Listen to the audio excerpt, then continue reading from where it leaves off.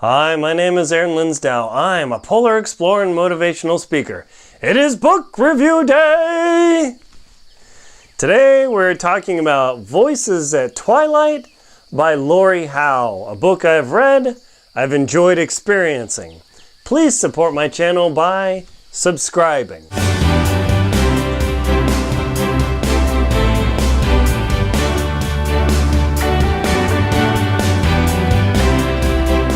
Voices at Twilight by Lori Howe. This thing is cool! Okay, can you tell I'm totally excited about this book?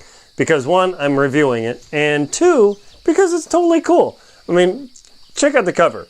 If you are into ghost towns and you really want to get away from it all, pink, pink, does that totally look like a ghost town? Let's check out the back of the book. Sorry, it's kind of bright. I gotta get it up here. There we go.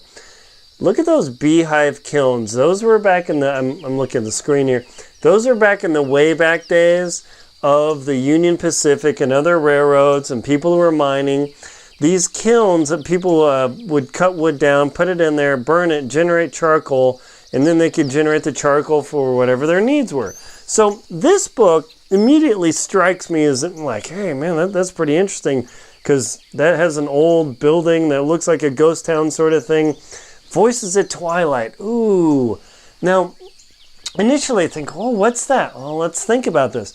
So Voices at Twilight by Lori Howe talks about places that have either already died or are in the twilight of their life. See, there are some ghost towns that are just hanging on by like the skin of their teeth. First of all, I don't know what skin of the teeth even is, because my teeth don't have skin. I hope your teeth don't have skin, because that's like really weird. But like Ballarat, oh my gosh. There's one crazy guy, okay, no offense. Yeah, he's crazy. He's actually pretty cool. I love the guy who lives at Ballarat in Death Valley. That's like the classic ghost town. When there's one inhabitant and he lives there and he's got all this stuff that he kind of keeps going, and he's got a sign that says, you don't learn anything if you don't get out of your car.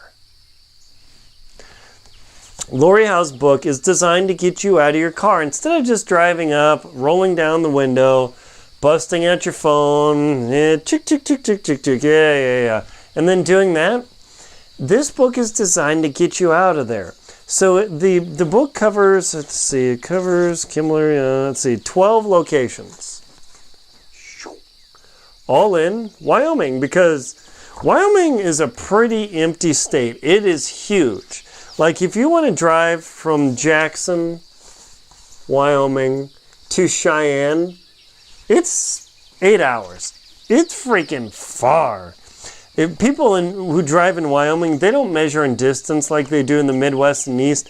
They measure in hours, because man, nothing is close and like, ugh. So all of the locations in the book are lined up on or near, except for this guy, on or near the I-80, which runs across the state. By the way, if you're on the I-80 in the winter, or traveling from Casper, Laramie, Evanston, Rock Springs across the I-80, that is a dangerous highway. Vehicles get blown over all the time. The interstate gets closed down all the time. And when people say all the time, I mean all the time. Anybody who's lived in Wyoming, Colorado, Eastern Idaho, I don't know where else, or like Western Nebraska, they know about the I-80. That's just like this blasting, crushing area of weather. So when you go and tour and look for these locations, word to the wise, don't do it in winter. One, it's bleeping cold. What's bleeping cold? -20. Wind blowing, like this part of the state is just windy as all get out, and yeah. The one that's farthest off the interstate is Jeffrey City. I haven't even figured out how to get to Jeffrey City yet, so that hasn't happened for me yet. Superior? Yeah, Superior and Reliance, right outside of Rock Springs, are immediately accessible. There's a couple locations out of Laramie. So what does this book have? It's got a introduction page. Wow, that was lame, Aaron. Okay, so Lori wrote a note in the book talking about how Some of the stories in here are, somewhat hearsay, because places that are so old have pretty much died, kind of resurrected and died. The only real history is if there's not a historical society. It's like if you go to the local bar, if it's still alive, there's some pictures. You talk to some local residents, and that's about all there is. So Lori put this line, "The historical essays contained herein represent a good faith effort to present generally agreed upon true stories of these towns and people." Now, is there Bob and Aunt Jane living in their place way back when, and that's totally wrong? Of course, there are always those people. But this book is based on the experience of what most people there have experienced and told their stories of. Interestingly, one of the towns in here, Hannah, number 5, my uncle actually went to high school there. How old is he now? He's got to be in his 70s now. Yeah, sorry, Uncle Tom. Yeah, I don't know your exact age, but I know you're getting up there. He graduated from Hannah, and it is featured in this book, so it's up there. The ghost towns in here, all of them are either dying or dead. Totally cool. So we'll start off with Old Sherman. You get a black and white picture in here, and you get GPS coordinates of the town, and then you get a description of where to go, how to get there. All of these towns are along the UP or the Union Pacific line. The Union Pacific pretty much ran southern Wyoming for a long time. I don't think they totally do.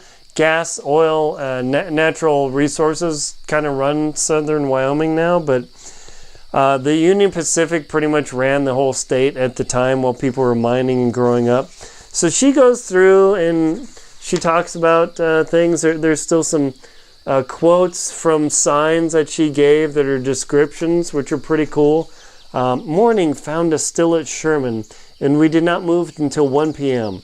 Halfway to Grand Canyon, the snowplow got off the track and one wheel broke, so a dead standstill for hours. Yeah, that's still still the Wyoming experience. Please note at the webpage, it's StruggyPress.com for additional links and information. Some of these places are active. Lori did give a warning that when you travel to places in this book, you are definitely going off the beaten path. Be careful, because you drive off the ditch, you might not see another car for like days. In southern Wyoming, in a remote location, you might not see another car for a week. I've been to places there way out there where I just never saw another human.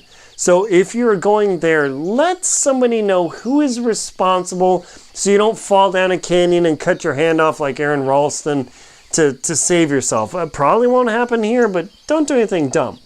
Also, don't go to some of these locations in bad weather. Lori mentions them in here.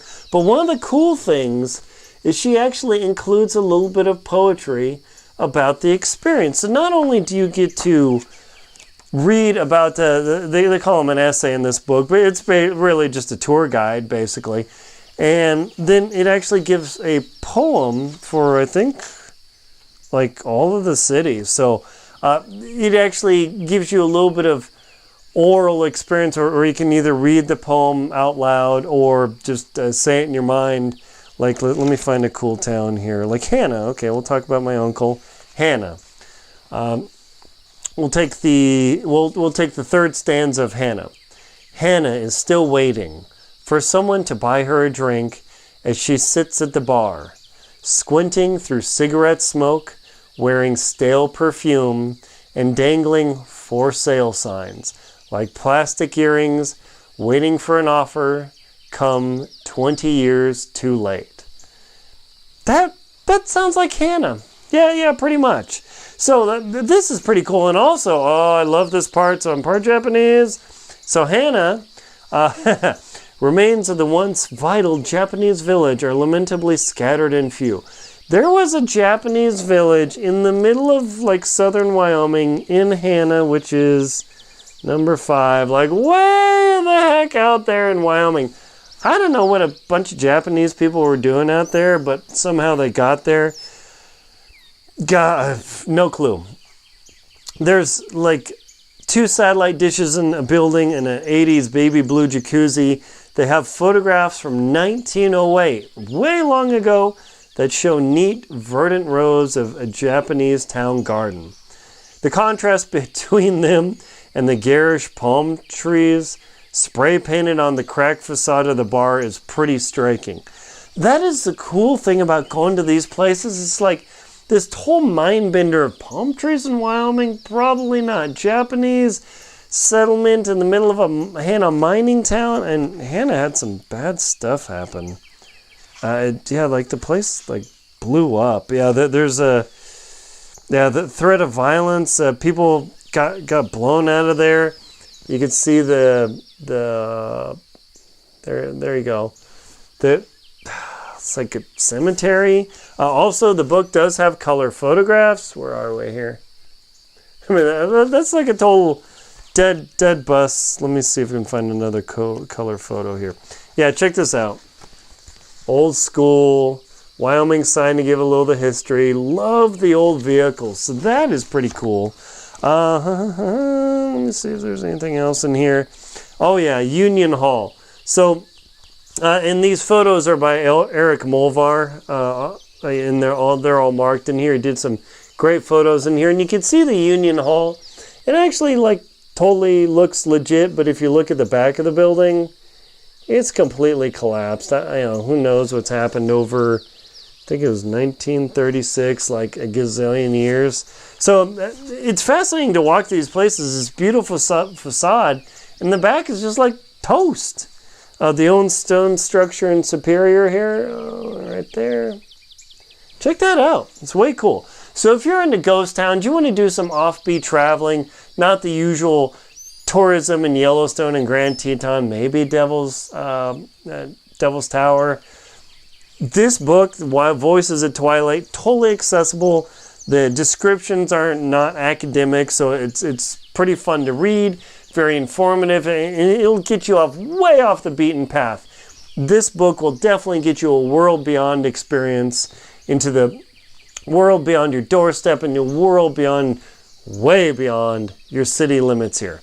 I highly recommend the book. I will leave a link down below to an affiliate link to Amazon, so you could check out this book. It comes in paperback and ebook, so whether you like physical books to write some notes down or on your phone, however you work it, cannot recommend this cool ghost town book enough. My name is Aaron Linsdau. I am a polar explorer and motivational speaker. Please get out and explore the world. It's a beautiful world just waiting for you to experience. Please like and comment on the video. Subscribe to the channel below. Support me on PayPal, Venmo, and Patreon. That helps keep this channel going. If you need a motivational speaker, someone who will eat butter, who will wear a polar parka, who will tell you insane stories and leave you breathless and waiting for more, contact me at the link below and I can make it happen for you. Thank you very much.